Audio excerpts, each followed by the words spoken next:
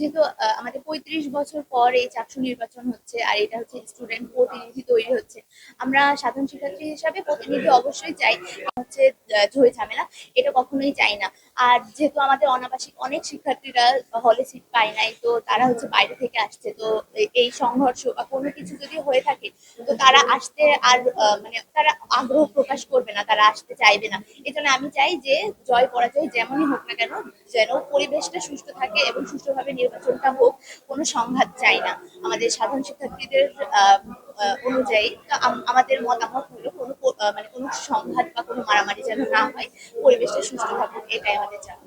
আমি যেহেতু রাজনৈতিকের কোনো কেউ না, তো আমরা চাই হচ্ছে সবাই মিক্স করে আসুক, মানে যারা যোগ্য তারা আসুক।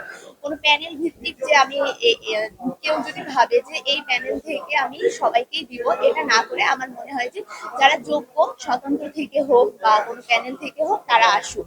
আর এটা নিয়ে যেন কারো সংঘর্ষ বা হচ্ছে আহ, কারো পার্সোনাল অ্যাটাক বলে কোনো বিষয় যেন না থাকে, আমি এটাই চাই। আর যেহেতু দীর্ঘ ৩৫ বছর পর এটা হচ্ছে, আমরা চাই যে প্রতি প্রতি বছর যেন হোক,